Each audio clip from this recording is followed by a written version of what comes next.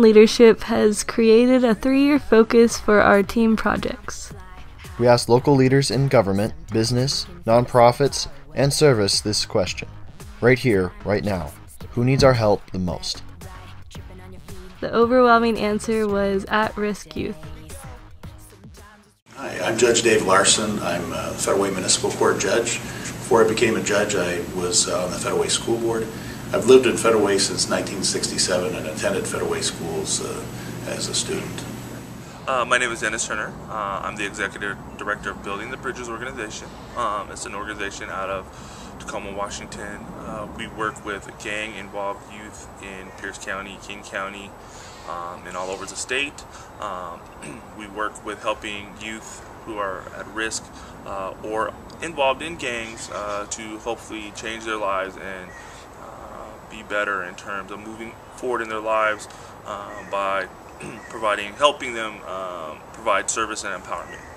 My name is Robin Korak. I'm the Chief Operations Officer for the Multi-Service Center, and we provide a wide variety of services, including youth employment and education services. We work with youth who come from juvenile justice system as well as youth in the general community. So my name is Rashad Norris, and I'm the Director of Outreach at Highline Community College. So what I do is I go out to high schools, I go to junior highs, elementaries, I go to community centers, I go to juvenile detention centers. I go anywhere possible to talk to young youth or young adults about the importance of education and about the programs that Highline Community College may be able to offer them in the future. So, who are they talking about? Which of us is at risk? Can you spot me in a crowd? Do my friends, my home, or my clothes tell you? Do you know me? Are you sure? So at the Multi-Service Center, when we talk about at-risk youth, we're really talking about youth that are in danger of not meeting their employment and education goals and overall financial self-stability at some point in the future. And this could be from a variety of factors, which are including, but not limited to, homelessness, poverty, residing in foster care, experiences within the legal or juvenile justice system, having dropped out of school, literacy challenges. There's really a wide range, but those are some of the most prominent factors we see when it comes to at-risk youth. The youth that are at risk today, to me, are all youth. All youth are at risk in this community. They're all vulnerable. To me, it doesn't matter whether you come from social economics in the upper class or the lower class. It's just how you are at risk to certain things. My bias towards who is at risk is I'm looking at students of color, and I'm looking at young males. In particular, our young males are truly at risk. And not only are they at risk from failing in all categories of, we're starting at economics, we're starting with the family, household, you go to health care, you go to education, you look at the penal system. They're failing in all aspects of each of those categories and each of those models. So if you want to look at risk, that is an at-risk individual. And that's an at-risk individual that now continues to grow as an at-risk individual of not getting the tools that they need to be successful. I've been asked to define what an at-risk youth is, and every youth is at risk to some degree or another. And the conclusion I've come to is that truly the at-risk youth we need to be concerned about are the ones that are making choices that aren't the best for their future and for their present.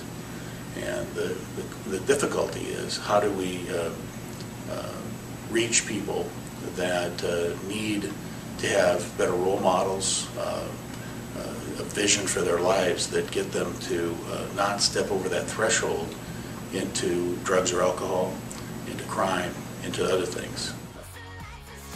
There are a lot of ways people try to define at-risk youth, and the truth is, it's not that easy. The idea encompasses all of the hopes and expectations our society has for us. You want us to be healthy, safe, and loved. You want to see us work hard in school, be good citizens, make wise choices, and have hope. Why do we wander off the right path? Is there a checklist for this? Are there warning signs? How do you know when we need help? If you look at the achievement gap, It gives you the data on who is failing. We all know that education is the foundation of a successful life. I'm not saying that you have to have A, B's, or C's, but you have to be able to think critically and be an independent thinker. And what I see as a common denominator in repeat offenders is either drugs, alcohol, or mental illness, or a combination. What causes youth to be at risk? To me, it comes down to a couple factors. Social economic factors is one thing. The less social resources you have, the more likely you are vulnerable.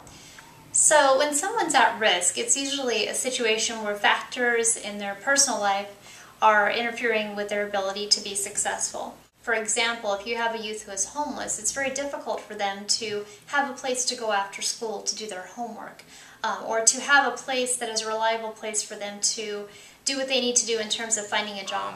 Adverse childhood experiences, or what they call ACEs, have a lot to do with how vulnerable you're going to be faced. So if you're being abused at home, if you're lack of parenting, if you're sexually abused, if you are bullied at school, if you've been traumatized, and trauma can be from anything, from a car accident to getting beat up at school. At some point, they made choices to go down that path that lead them in less beneficial ways in their lives. And the idea is, how do you get people to make better choices? The number one thing that anyone can do to help an at-risk youth is just to be there to be a role model, to provide support, to listen, and to care. And in fact, research has shown that that is one of the critical factors in whether or not a youth who is deemed to be at risk will be successful. So I would tell you that it starts, first of all, with you looking at yourself. What biases, what perceptions, what stereotypes are you carrying that limit you from talking to the specific population? Something's going on with yourself. Don't look at the kids and just say, you know what, that kid comes from a bad background, or that kid is they're low impoverished, or you know what, they only have a single family home. We understand that. Those are the extremities that sometimes you just can't change. You can't change that, but you can definitely change the internal relationships that you have with these individuals. Drugs. Homelessness. Fear. Violence. Mental illness. Abuse. Instability. Hopelessness. At-risk youth are everywhere in this community, facing these challenges every single day. Each of our stories is unique, but all of them have potential for a happy ending. Everybody's at risk. Adults are at risk.